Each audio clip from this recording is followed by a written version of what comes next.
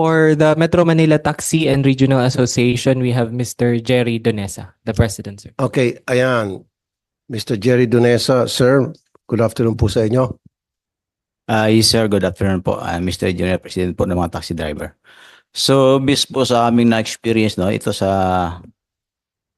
dahil ako po yung legit na namasada po ng taxi, unang-una po itong enforcer ng Caloocan sa dulo po ng LRT station sa Monumento Circle.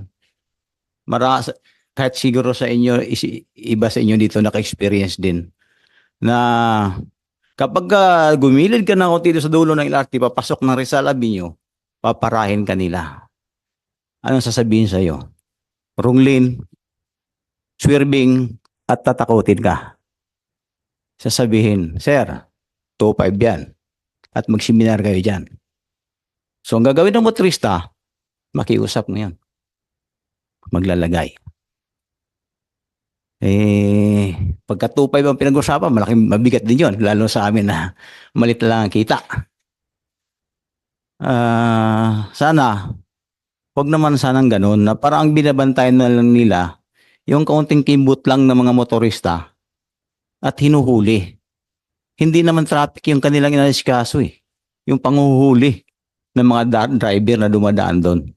So, mayroon akong pasahero na empleyado mismo ng City Hall ng Caloocan. Minimum lang yata ang sahod nila, pero ang laki ng mga tiyan ng mga enforcer. Saan ang galing? Paano napapalaki yan? At saka isa pa, babagitin ko na rin po yun sa Manila po. Yung mga ibang enforcer dyan, hindi naman lahat. Nagtatago sa isang poste.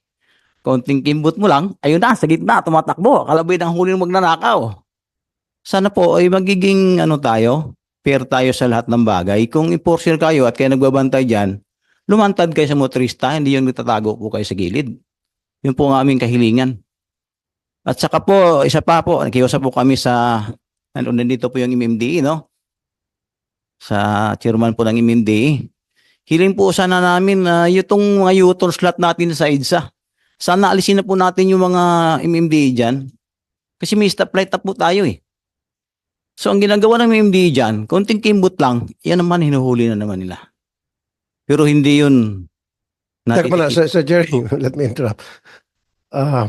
So, ayaw mo nagtatago yung mga MMDA, traffic enforcer, dapat lumantad. Pero kapag nakalantad sila dyan sa U-turn, ayaw mo rin. So, saan sila? Hindi naman. Saan sila pupwesto? Hindi naman, sir. Actually, dyan sa EDSA talaga, dapat wala na pong enforcer. Kasi po, may stoplight naman po tayo. Sir, tama lang may enforcer sa EDSA. Para hindi lang para